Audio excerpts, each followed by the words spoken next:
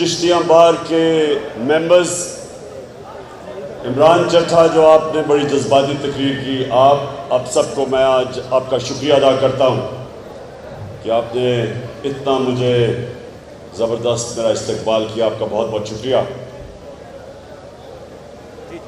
میں اب آپ کو بس بس بس بس بس بس بس سنو میری بات. اب دور سے آیا ہوں آپ کے پاس، دیر کے بعد چشتیہ میں آیا ہوں، تو میں یہ چاہتا ہوں کہ میرے وکلا جن کے اوپر مجھے بہت امید ہے کہ جو میری حقیقی آزادی کی جنگ ہے، جو جد و جہد ہے، اس کے اندر اس کی جیت ہو نہیں سکتی جب تک پاکستان کی وکلا کمیونٹی میرے ساتھ نہ چلے.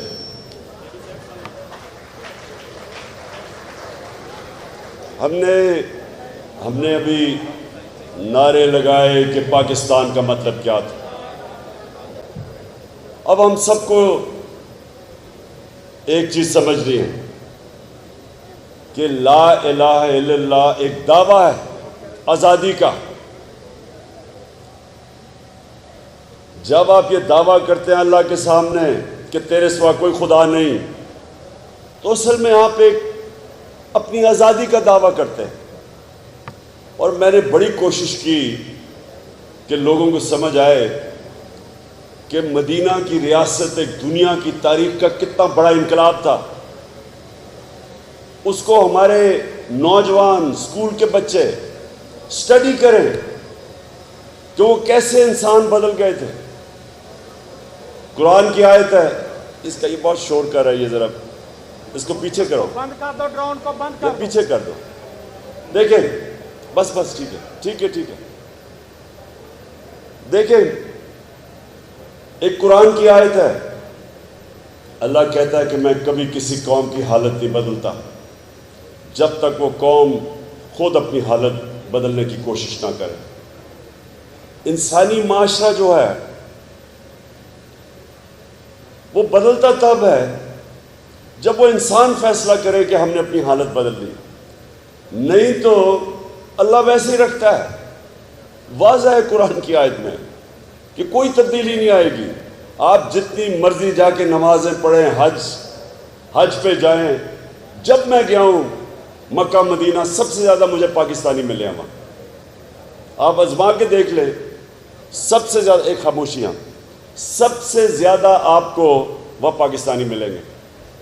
لیکن حالت بدلتی نہیں ہے ملک کی. مقروض ہوا ملک قرضوں میں اور گرتا جا رہا ہے. ملک کے بڑے بڑے ڈاکو پر بیٹھے ہوئے ہیں. قانون ہے نہیں، انصاف ہے نہیں. کیسے انصاف ہو اگر بڑے بڑے مجرم آپ کے اوپر آ کے بیٹھ جائیں جنہوں نے کھل کے ملک کو لوٹا ہوا ہے؟ وہ معاشرہ کیسے آگے بڑھ سکتا ہے؟ کیونکہ جب تک ہم یہ فیصلہ نہیں کریں گے کہ ہم اپنی حالت بدلنا چاہتے ہیں. اور لا الہ الا اللہ دعویٰ ہے اللہ سے کہ اللہ میں تیرے سوا کسی کو خدا نہیں مانتا.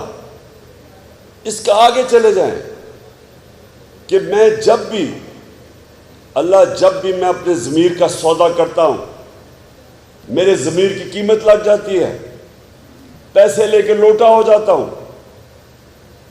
خوف آ جاتا ہے، ایجنسی سے جو دھمکی مل گئی، میری جان نہ چلی جائے، میری نوکری نہ چلی جائے. یہ سب شرک ہے میری نظر میں. کیونکہ جب آپ رائے حق سے اترتے ہیں، کسی بھی بت کی پوجا کرتے ہوئے، چاہے وہ پیسے کا بت ہے، چاہے وہ خوف کا بت ہے، میری نظر میں وہ شرک ہے. ایک منٹ بس سر، میں نے ابھی جلسے پہ جانا ہے. ایک منٹ سن لیں. بڑا نبی کا جو غلام ہے، جی نبی کا جو غلام ہے ہمارا وہ امام ہے.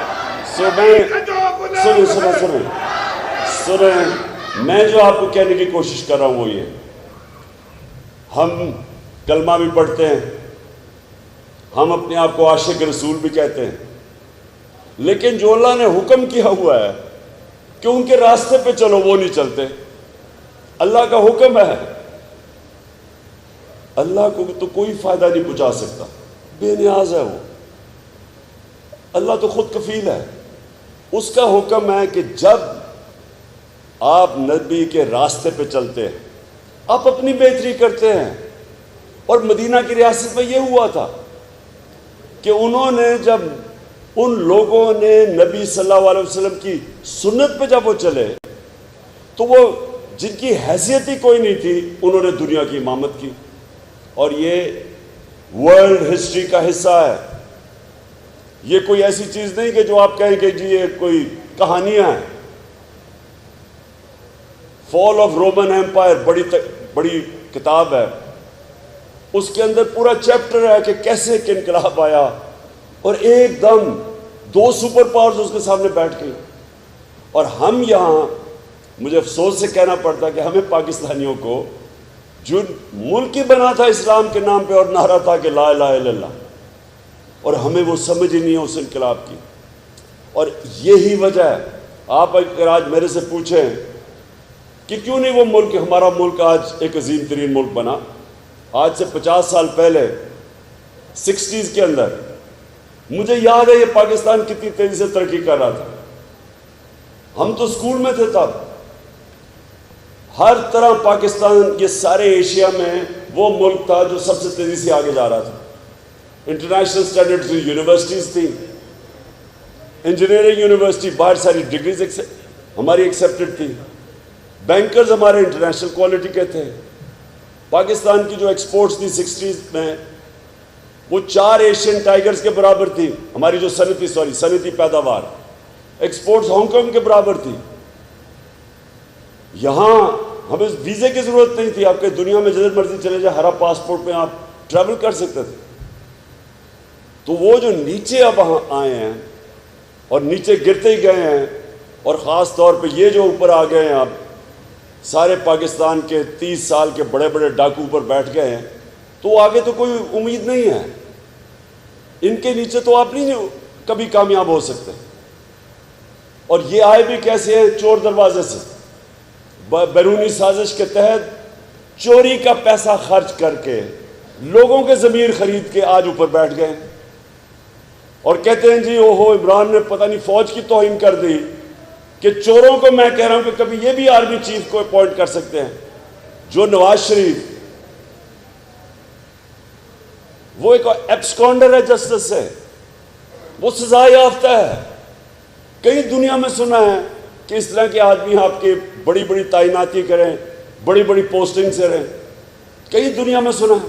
زرداری اس تو انٹرنیشنل فیم کا ڈاکو ہے، باہر اس کے اوپر کتابیں نکلی ہوئی ہیں اس کی چوری پہ۔ کیا ہمارا یہ مستقبل رہ گیا کہ اس طرح کے چور ہماری زندگی کے فیصلے کریں اور ہم چپ کر کے تماشا دیکھیں؟ اور ہم جب پرو میں احتجاج کریں، جو 25 مئی میں کیا، ہمیں جیلوں میں ڈالیں، گھروں میں یہ گھس کے انہوں نے لوگوں کے اوپر جو ظلم کیا، خواتین کے اوپر، بچوں کے اوپر انہوں نے ٹیئر گیسنگ کی خوف پھیلانے کے لیے۔ میرے اوپر پتہ نہیں کتنی FIRs ہیں، مجھے یاد بھی نہیں، سب کے اوپر دہشت گردی کا پرچہ میرے پہ کیا۔ آپ یہ سوچیں کہ ساری دنیا میں مجھے کبھی اتنی پبلسٹی نہیں ملی، دنیا میں سارے فرنٹ پیج پہ گیا جی عمران خان کو دہشت گرد۔ کس چیز پہ؟ کہ میں یہ کہہ رہا تھا کہ کسٹوڈیل ٹارچر تھی، شہباز گل کو جیل میں ٹارچر کیا۔ میں کہہ رہا ہوں کہ جو ذمہ دار ہے ان کے خلاف لیگل ایکشن لیا جائے، اس کے اوپر دہشت گردی کا پرچہ کر دیا۔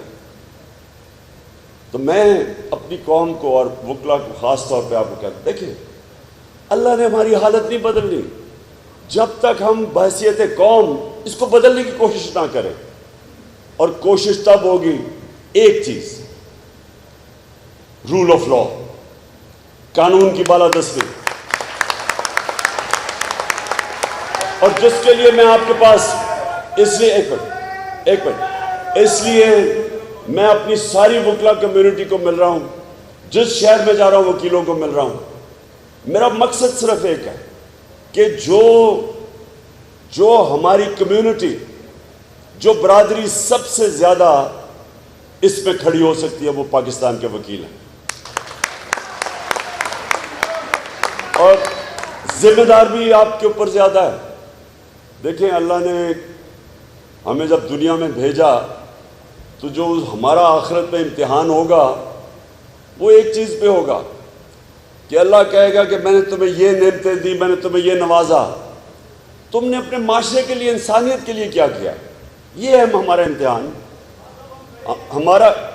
ہمارا جو آخرت میں امتحان، وہ جو اللہ ہمیں نعمتیں دیتا ہے اس کے اوپر ہوگا۔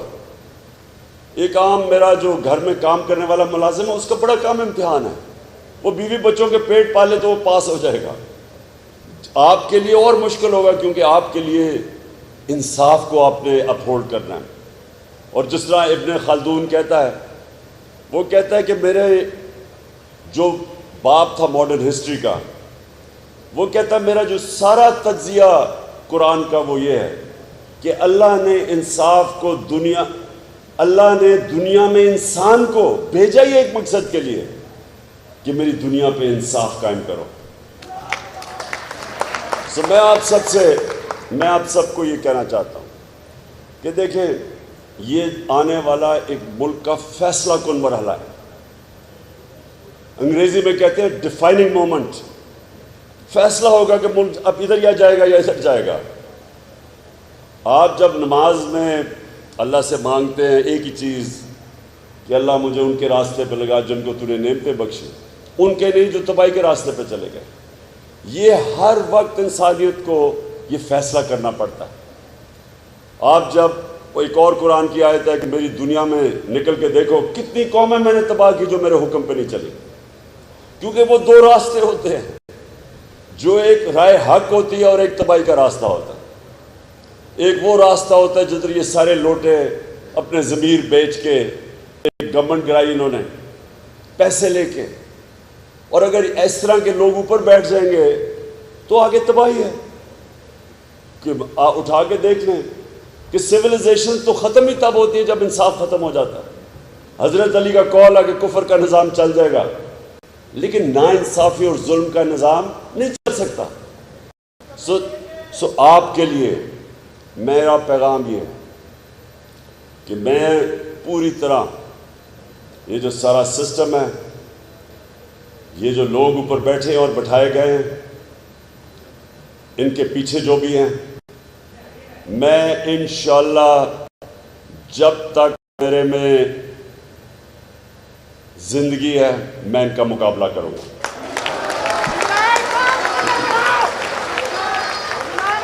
اور میں یہ چاہ رہا ہوں کہ آپ سب نے میری ٹیم بننا ہے، اور انشاءاللہ میں یہ بھی آپ کو بتا دوں کہ کبھی میں نے اپنی قوم میں یہ بیداری نہیں دیکھی، یہ شعور نہیں دیکھا جو آج میرے لوگوں میں ہے۔ کبھی نہیں میں نے یہ دیکھا۔ زندہ ہے وکلا، زندہ ہے وکلا، میرے دیش کے وکلا، پنجاب کے وکلا، چشتیہ کے وکلا۔ جو میں نے اس میں شرکت کی، اور وہ بڑی پاکستان کی تاریخ میں ایک تاریخی موومنٹ تھی جب وہ ہم نے آزاد عدلیہ کے لیے ہم سب نکلے تھے۔ میں نے جیل میں بھی ٹائم گزارا اس کے لیے، کئی دن گزارے، اب بھی پھر کوشش کر رہے ہیں مجھے جیل میں ڈالنے کے لیے، جس طرح کہ وہ بہت بڑا عذاب ہے۔ میں ان کو کہہ رہا ہوں میں تو جان دینے کے لیے تیار ہوں اس کے خلاف، جیل تو چھوٹی چیز ہے۔ تو میں نے جو وہ بہت بڑی موومنٹ کی، آپ کی وکلا کی موومنٹ بہت بڑی موومنٹ تھی، اور اس سے افسوس مجھے یہ ہے کہ اس سے وہ نتائج نہیں ملے جو ملنے چاہیے تھے، لیکن یہ اب اس سے بڑی موومنٹ آ گئی ہے۔ یہ ملک کو حقیقی طور پہ، اور حقیقی طور پہ آزادی کا مطلب کہ جو بیرونی ملک طاقتیں ہیں ہمیں غلاموں کی طرح رکھتی ہیں کہ جی آپ روس سے تیل نہیں خرید سکتے، ہندوستان خرید رہا ہے، ہمارے ساتھ آزاد ہوا ہے، 40% سستا تیل خرید رہا ہے، لیکن پاکستان نہیں خرید سکتا۔ ہم جناب یہاں بیسز دیں، کسی اور کی جنگ میں شرکت کریں جو ہم نے 80,000 اپنے لوگ قربان کر دیے ان کے لیے، تو ہم سب سے پہلے تو یہ جو باہر سے ڈکٹیشن اور ریموٹ کنٹرول پہ غلامی کرنا پڑتا، ایک تو اس سے آزاد ہونا ہے، اور دوسرا یہ جو اندر رول آف لا قائم کر کے یہ جو بڑے بڑے ڈاکومنٹ، رول آف لا کا مطلب کیا ہے؟ میرے نبی صلی اللہ علیہ وسلم نے تقریباً 1500 سال پہلے اس کو ڈیفائن کر دیا تھا. انہوں نے کہا تھا کہ وہ قومیں برباد ہو جاتی ہیں، تمہارے سے پہلے قومیں برباد ہو گئی، کہ طاقتور چوری کرے تو اس کو نہ پکڑو اور کمزور غریب چوری کرے اس کو جیل میں ڈال دو. انہوں نے تب، اس کا مطلب جدھر رول آف لا نہیں ہے، طبقاتی قانون ہے، طاقتور کے لیے کمزور کے لیے دوسرا، وہ تباہ ہو جاتی ہے قوم. ہم ادھر کھڑے ہیں، آج تباہی کے کنارے پہ کھڑے ہیں. یہ جب سے 4 مہینے پہلے چور آئے ہیں، آج آپ ملک کی کوئی اکنامک انڈیکیٹر لے لیں، پاکستان کی تاریخ میں سب سے زیادہ مہنگائی ہوئی ہے 4 مہینوں میں. کبھی اتنی مہنگائی نہیں ہوئی، کبھی اس طرح کا ملک کے اندر روپیہ ریکارڈ گرا نیچے. بجلی کے بل ابھی یہ اور بڑھنے والے ہیں، IMF کہہ رہی ہے کہ ابھی اور بڑھیں گے. فیکٹریاں بند ہو رہی ہیں. کسان کے لیے جس طرح کا ڈیزل کی قیمتیں ہیں، جو ٹیوب ویل کے بل ہیں، کسان دے نہیں سکتا، ڈیزل اسمان پہ. تو یہ جو جی مجھے بس مجھے پتا وہ بھی ان کے ساتھ شامل ہے. سو میں جو آپ کو کہہ رہا ہوں کہ یہ 4 مہینے میں 6% اکنامک گروتھ ریٹ سے یہ بالکل ملک کو نیچے لے آئے ہیں. فیکٹریاں بند ہو رہی ہیں، بے روزگاری بڑھ رہی ہے، قیمتیں آسمانوں پہ ہیں. اور یہ کون ذمہ دار تھا؟ کس نے یہ سارا پلان کر کے یہاں لے کے آ گیا؟ اس لیے اب یہ کوشش کر رہے ہیں کہ پہلے یہ چور یہ سارے جو بیٹھ گئے، اب یہ کوشش کر رہے ہیں کہ کسی نہ کسی طرح، یعنی کسی نہ کسی طرح عمران خان کو ڈسکوالیفائی کیا جائے، اور اس کو ڈسکوالیفائی کر کے اور کسی طرح یہ چور ہمارے اوپر الیکشن جیت کے پھر بیٹھ جائے. یہ ان کی پوری کوشش. اس لیے میں چشتیہ بار میں آپ کے پاس آیا ہوں، اور میں آپ سے امید رکھتا ہوں، کیونکہ میں ساری جگہ اپنے وکیلوں کو تیار کر رہا ہوں. آپ نے سب نے تیار ہونا ہے. میں نے آپ کو کال دینی ہے، آپ میری کال کی انتظار کریں گے، اور میں انشاءاللہ، یہ میرا آپ سے وعدہ ہے کہ میں جو آپ کو ان کا مقابلہ کر کے دکھاؤں گا، کیونکہ میری ٹریننگ ہے مقابلے کرنے کی. میں صرف ایک اور چیز کہنا چاہتا ہوں. ہم نے آپ کے لیے اسلام آباد میں 50 سال کے بعد جوڈیشل کمپلیکس بنایا. ہماری اب کوشش ہے کہ ڈویژنل ہیڈ کوارٹرز پہ جوڈیشل کمپلیکس بنے، اور وکلا کے لیے ہاسٹلز، یہ بھی ان کو بڑی مشکلیں پڑتی ہیں جب وہ دور جاتے ہیں. یہ 2 چیزیں ہماری کوشش ہے کہ ابھی پنجاب گورنمنٹ کو میں آپ کے لیے کرواؤں. بہت بہت شکریہ.